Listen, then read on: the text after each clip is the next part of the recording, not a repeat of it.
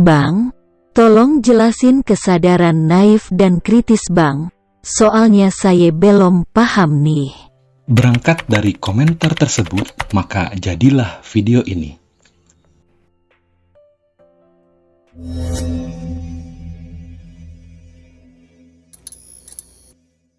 Halo warga YouTube, have a nice day. Dalam segmen Sekilas Ilmu kali ini, kita akan membahas 3 fase kesadaran manusia atau 3 tingkatan kesadaran manusia menurut Paulo Freire. Lalu siapa Paulo Freire? Mungkin sebagian dari kita ada yang bertanya seperti itu. Mari kita paparkan. Paulo Freire merupakan seorang tokoh pendidikan Brazil, seorang teoretikus pendidikan yang berpengaruh di dunia, dan seorang pemikir atau filsuf kenamaan di zamannya. Walaupun dari Brazil, kabarnya Paulo Freire tidak mengenal Neymar atau Ronaldinho. Pemikiran Paulo Freire sedikit banyaknya dipengaruhi oleh pemikiran Frantz Fanon, Antonio Gramsci, bukan Antonio Griezmann, dan gaya Marxian. Menurut Freire, ada 3 fase atau tingkatan kesadaran manusia, di antaranya kesadaran magis, naif, dan kritis. Untuk selengkapnya setelah jeda berikut ini.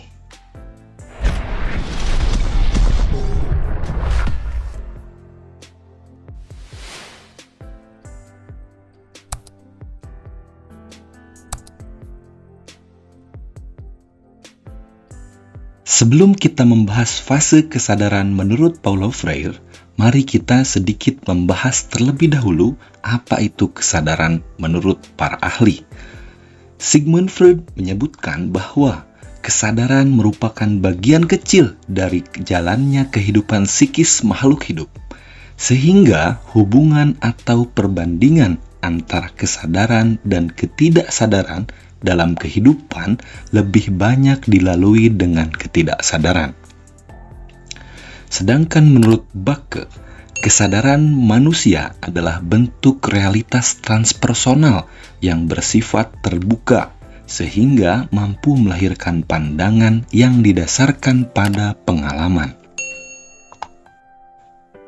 Dalam KBBI sendiri, kesadaran bermakna keadaan mengerti, hal yang dirasakan atau dialami oleh seseorang. Dari beberapa definisi kesadaran tersebut, tentunya masing-masing dari kita dapat menyimpulkan sendiri apa itu kesadaran. Tapi bagi saya, kesadaran adalah keadaan sadar atau paham yang terus berkembang seiring berjalannya kehidupan individu yang pada akhirnya melahirkan kebijaksanaan.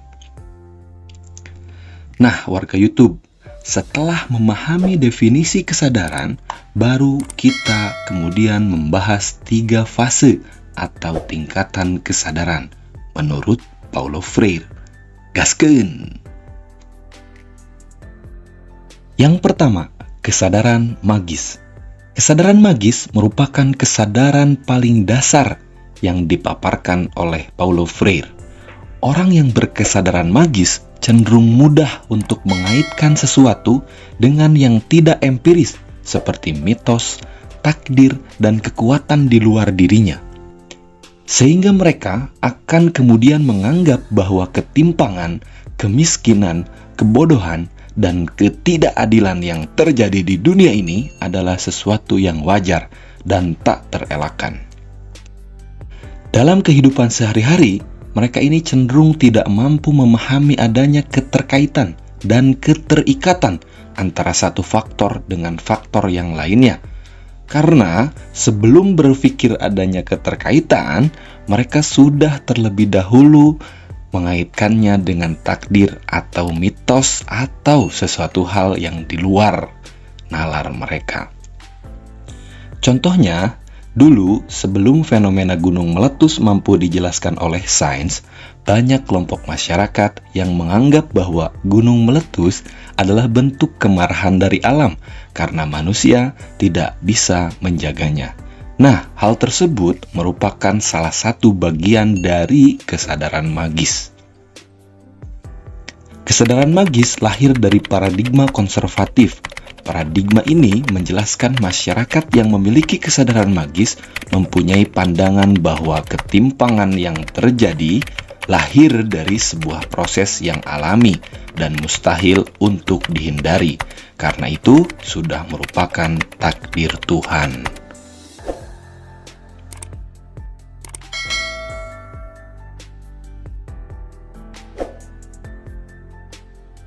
Yang kedua, kesadaran naif.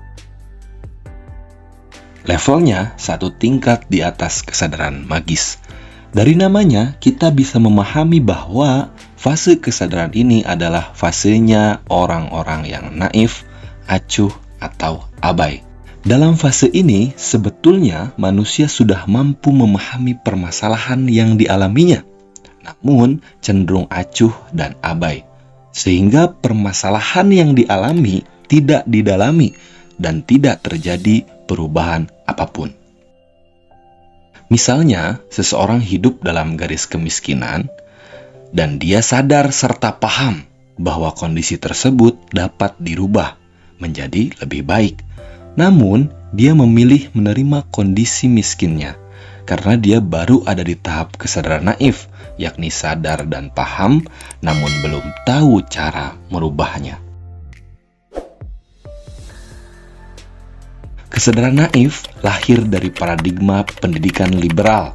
Kesadaran naif menjelaskan masyarakat yang memiliki kesadaran yang sejenis ini sudah bisa memahami adanya permasalahan sosial yang terjadi di lingkungannya, namun belum sepenuhnya bisa memberikan solusi.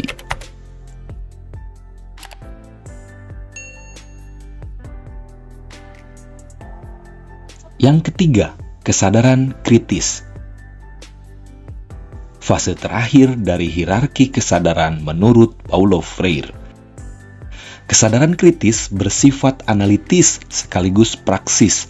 Dalam fase ini, manusia mampu memahami persoalan sosial, mulai dari pemetaan masalah, identifikasi, serta mampu menentukan unsur-unsur yang mempengaruhinya.